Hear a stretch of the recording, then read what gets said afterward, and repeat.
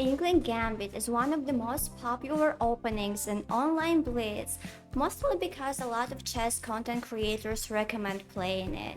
I tried playing it for both sides, and let me tell you, I absolutely disapprove of it. And let's see why.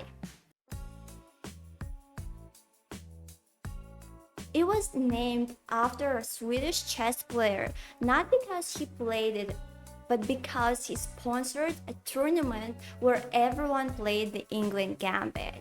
And I think it's very cool, and let me know if you would like to participate in tournaments like that.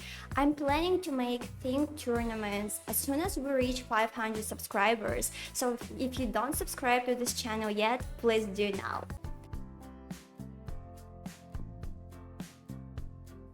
Let's talk about the main trap in the opening, the 8-move checkmate. So after e5, if white takes on e5, knight c6, knight f3, queen e7, attacking the pawn again, black expects white to play bishop f4, after which they play queen b4, check, attack on the bishop, and attack on the pawn b2.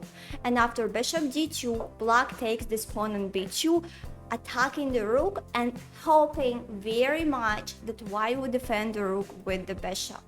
In that case, the trap works. The bishop goes to b4, pinning the bishop to the king, and after the queen defends it, the checkmate follows. Unexpected queen c1.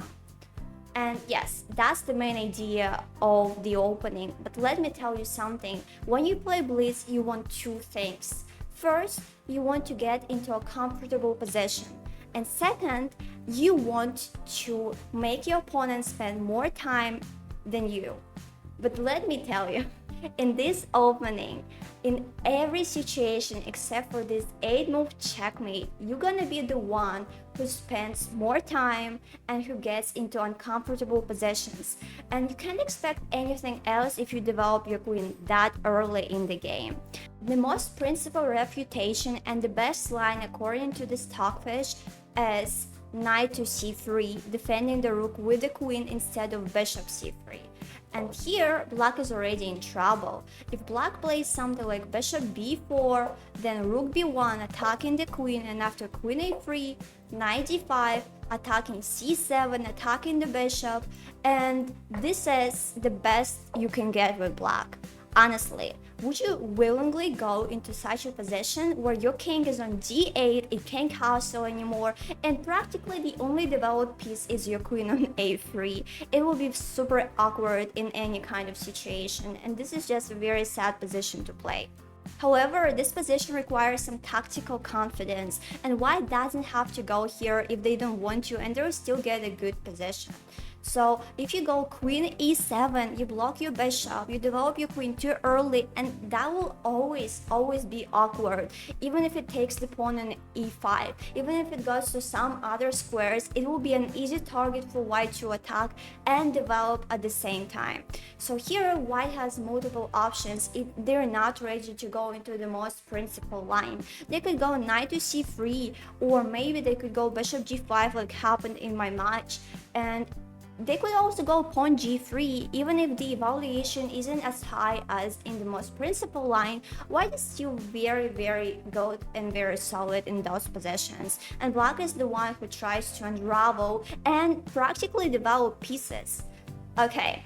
Another thing that we need to discuss, when somebody plays the Englund Gambit, they could also go pawn to d6, which makes a bit more sense than playing queen e7, but don't forget that white doesn't have to take this pawn right away. They can go bishop g5, attacking the queen first and asking what they're gonna do. If bishop e7 blocks, then it means that this pawn on d6 is gonna end up isolated, and white already has more pawns to play against an isolated pawn. There is nothing in the world to complain about for white, and black is actually in trouble.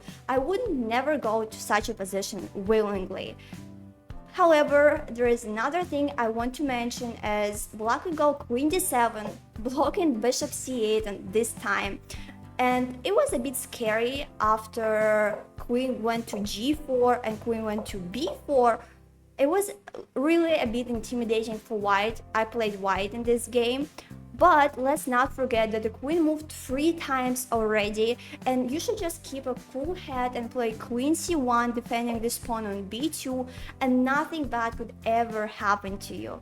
That's something to remember when you play the Englund Gambit.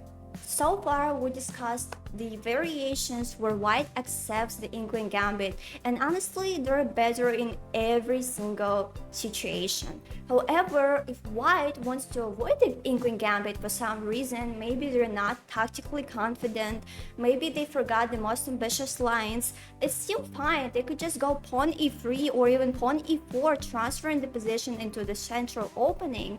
And the last option is pawn to d5, and all of them are almost or about equal according to Stockfish. However, in my opinion, they're still very easy to play with white in comparison with black. It's harder for black to make decisions and plans, in my opinion. But of course, if you remember and if you're ready to enter the most principal line, please do. Taken on e5 is way better for white. Another thing that I'd like to mention is one of my subscribers suggested playing pawn f4 in this position, and honestly I don't think it's worth the risk because you open the king, and I don't think it's really good to defend the pawn with f4 because white is better in every single position, and I wouldn't want to open my king or give black any attacking chances whatsoever. Just to give you a quick glance at what it may look like to play middle game in the Englund Gambit, I want to show you some positions that happened in our match.